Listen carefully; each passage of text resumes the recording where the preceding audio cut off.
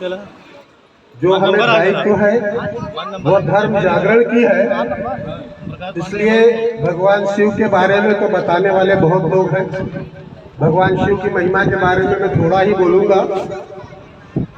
मैं जो बोलूंगा वो धर्म जागरण के बारे में बोलूंगा। धर्म क्या है, धर्म जगाना क्यों जरूरी है, और उसके उपरांत भगवान शिव के बारे में थोड़ा बताऊंगा, उनके विवाह के बारे में बताऊंगा, उनके रुद्रा अवतार के बारे में बताऊंगा।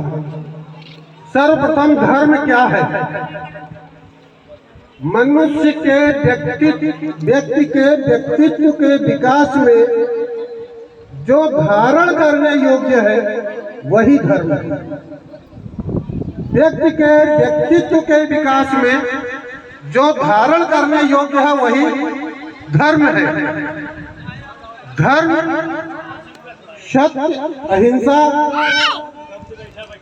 सद्विचार, परोपकार आदि तथ्यों पर आधारित है। धर्म कभी किसी पर अत्याचार नहीं करता है। धर्म जगाना क्यों जरूरी है?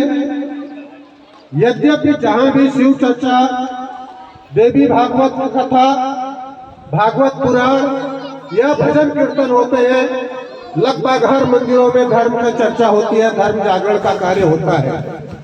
लेकिन उसको एक नियमित दिशा देना बहुत जरूरी है। धर्म जगाना क्यों जरूरी है? इसके पहले किन लोगों ने धर्म को जगाया है, इसके बारे में मैं आपको एक दो उदाहरण दूंगा।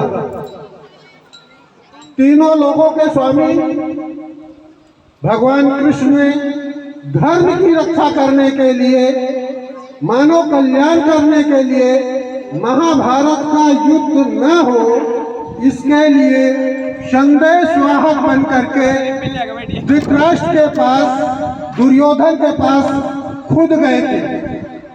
लेकिन कहते हैं ना, असुरों का मत मारा होता है, तो उन्होंने उसको नहीं माना।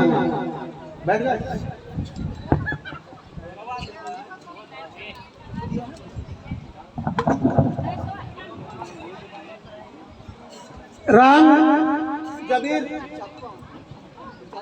भगवान रामचंद्र जी सारे चीज करने के बाद उन्होंने अंगद को भी अपना दूत बना करके भेजा था, शांति दूत, कि जिसके वजह से युद्ध न हो। धर्म की स्थापना करने के लिए, धर्म का कायम करने के लिए चाणक्य जी ने चंद्रगुप्त मौर्य जैसे शासक को उत्पन्न किया। धर्म की स्थापना हो इसके लिए अभी आई थिंक 9 तारीख को, 9 अप्रैल को संभाजी जयंती हमारे पूरे देश में मनाई जाएगी। और शायद यहाँ बैठा हुआ कोई व्यक्ति ऐसा हो जो औरंगजेब का नाम न जानता हो। औरंगजेब जी ने धर्म परिवर्तन करने के लिए संभाजी महाराज के साथ में कितने अत्याचार किए। उनके सबसे पहले पत्नी और पुत्र को अपहरण कर लिया, फिर उनको लेकर के गए। औरंगजेब कहीं भी खुद उतर करके नहीं जाता था, अपना सिंहासन नहीं छोड़ता था, लेकिन संभाजी के लिए वो खुद नीचे उतर करके आए। उनको बोला कि तुम्हारे पास में 2 ऑप्शन है, या तो इस्लाम धर्म कबूल कर लो या मौत के लिए तैयार हो जाओ। संभाजी ने कहा मुझे मौत पसंद है, इस्लाम नहीं कबूल करेंगे। और उसके लिए उनके साथ में कैसी कैसी यातनाएं की, उनके जिह्वा को काट लिया गया। उन्होंने कहा मैं मरना पसंद करूंगा लेकिन धर्म परिवर्तन नहीं करूंगा, धर्म की रक्षा करूंगा। उनकी दोनों आंखें फोड़ दी गई, जलती हुई राड से दोनों आंखें फोड़ दी गई। उसके बाद उनसे पूछा गया क्या आप धर्म परिवर्तन करना चाहते हैं, तो उन्होंने उस पर भी ना बोला। उनके बदन से, उनके पूरे शरीर से चमड़ी निकाल दी गई, फिर भी उन्होंने धर्म का रक्षा करना स्वीकार किया, धर्म परिवर्तन करना स्वीकार नहीं किया। इसलिए जिस देश में भी, जिस देश का भी धर्म का पतन होता है वहाँ का राष्ट्र पतन होता है। इसलिए धर्म रक्षा करना बहुत जरूरी है। धर्म जागरण 4 आधारों पर चलता है। पहला, हिंदू जगाओ, दूसरा हिंदू बढ़ाओ, हिंदू संभालो और हिंदू विस्तार करो। धर्म जागरण का यही 4 कार्य है। हमारा धर्म सर्वे भवन्तु सुखिनः, सर्वे सन्तु निरामया, सर्वे भद्राणि पश्यन्तु मा कश्चित् दुःखभाग् भवेत्, इस आधार पर चलता है। एकमात्र हमारा ही धर्म ऐसा है जो सभी प्राणियों का उद्धार चाहता है, सभी प्राणियों का कल्याण चाहता है। बाकी सभी लोग एको हम द्वितीयो नास्ति की संज्ञा पे चलते हैं कि हम ही हैं जो हैं, दूसरा कोई नहीं है। बाकी सभी लोग वध कर देने के योग्य है, लेकिन हमारा धर्म सभी के कल्याणकारी मंगलकारी कामना के साथ में कार्य करता है। अभी आपके यहाँ पे शिव चर्चा हो रही है। शिव शब्द 2 अक्षर शिव और व से बना हुआ है।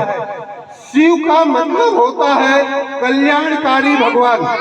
भगवान शिव सबके कल्याण के लिए कार्य करते हैं और हर मनुष्य अपने अक्षम्य सुख की कामना करता है। अक्षम्य सुख की कामना के लिए देवादिदेव इंद्र भी उसमें उनके हर तरह चमत्कारिक प्रभाव के लिए विनती करते हैं। इसके लिए भगवान शिव अवधूत हैं, महा प्रलयकाली हैं और एक छोटे से जल से, एक छोटे लोटे के जल से भी वो खुश हो जाते हैं। भगवान शिव जी जहाँ भी प्रसन्न होते हैं माँ पार्वती स्वतः प्रसन्न हो जाती हैं। भगवान शिव के यद्यपि कई विवाह हैं, जिसमें प्रथम विवाह उनका दक्ष प्रजापति की पुत्री सती जी से होता है।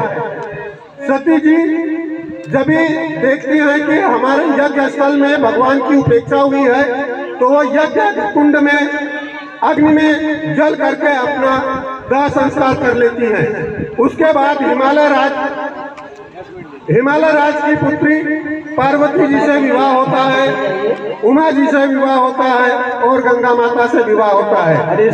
अभी समाप्त करिए अपना भाषण। आइए हमारे कलाकार ओम प्रकाश पांडे मंच पे आइए। इन्हीं शब्दों के साथ बोलिए जय श्री राम, हर हर महादेव। हेलो।